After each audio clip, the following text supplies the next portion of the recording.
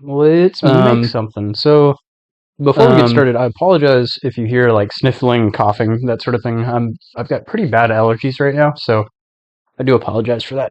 But let's make some kind of melody first, and then I think I want to make some more boom bap. What kind of melody we want to make? Actually, what I might do is like drag in a melody loop or something. So let me try and find a melody loop. It's a really cool texture.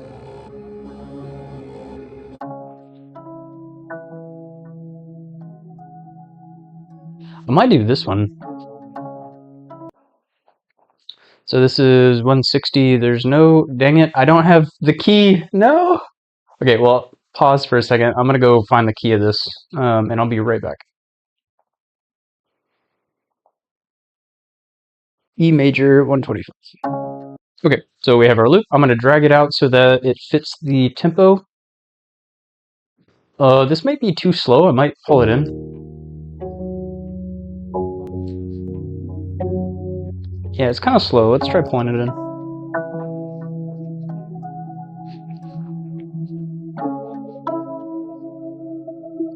think it is. I think we're going to repeat it.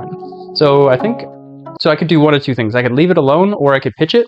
I think I'll leave it alone for now, and then later on I might pitch it. So for now, let's add to it.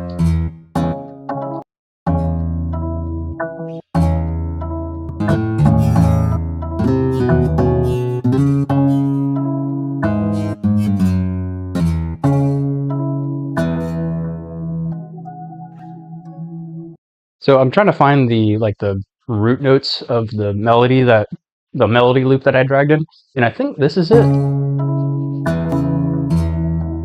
So what if I moved this back?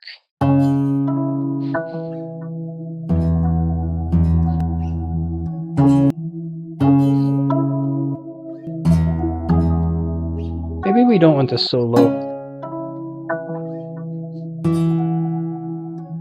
I think that's better. I mostly wanted this just to see like where my notes are going to be located anyway. So I may change this. I think what I want to do is add like a choir sound. So let's find a choir. I use the choir in Flex a lot. It's not great. It doesn't sound amazing. Here, I'm going to look for the one in Citrus in a different way than I normally do. So I'm going to open up the browser and then come down here and just type in not choir. Like a, see what pops up. Sounds better than I thought. So I might use this one. And I might layer it with another one. So let's keep looking. That's kind of a cool sound. I might layer these. So it may not sound perfect.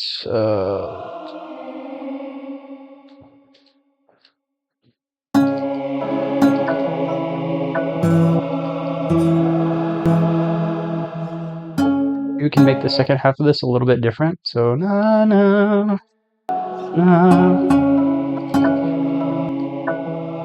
And then just copy it over, keep it simple. And then let's copy this to this other one, see what it sounds like.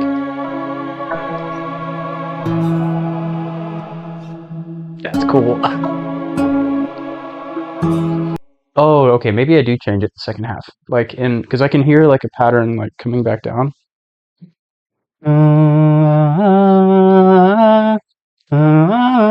Or something like, I don't know. So let's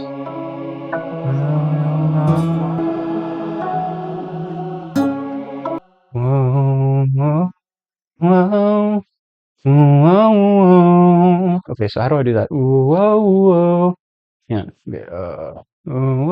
Okay, we start down here, and then maybe this one can slide. So I'm going to change the color of this so that only this slide note, only this one's affecting. I didn't say any of that the way I wanted to. I made both of these purple so that they only affect each other, is what I meant to say. So this slide note isn't going to affect this green note, basically.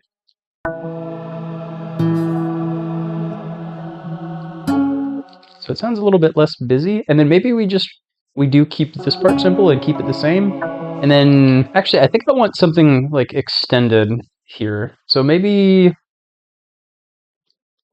we do the slide note thing again. except we go like up and down. So let me change this one so that it doesn't get affected. So it's only affecting the green notes. So it goes up and then back down.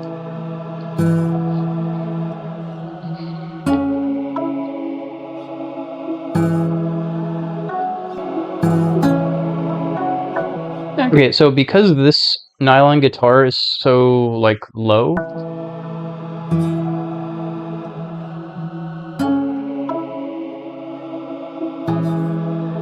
especially this note, I'm going to separate it.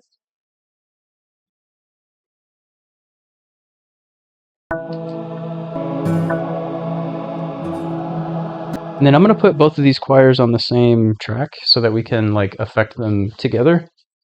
Because I am playing them together. So what happens if I just duck the middle out?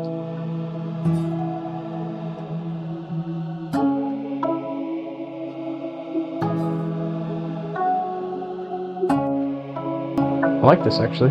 Okay, so let me go ahead and put everything on the mixer channel so we know how loud everything gets.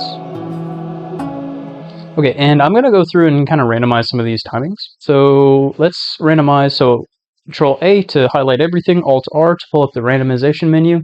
And then these are the settings I like to go with, just randomizing the velocity and a little bit of the release and have it on bipolar so it, goes back and forth. Hit accept, and then Alt Q, and then you'll pull up the quantizer menu. Just kind of pick one of these at random. It doesn't really matter. You can go back and forth between them. And then make sure that this dial is somewhere in between. So I like to go kind of where it's pointing at the start time. Hit accept, and what that does is it moves some of these notes forward. It moves some of these notes, so this one didn't get moved at all.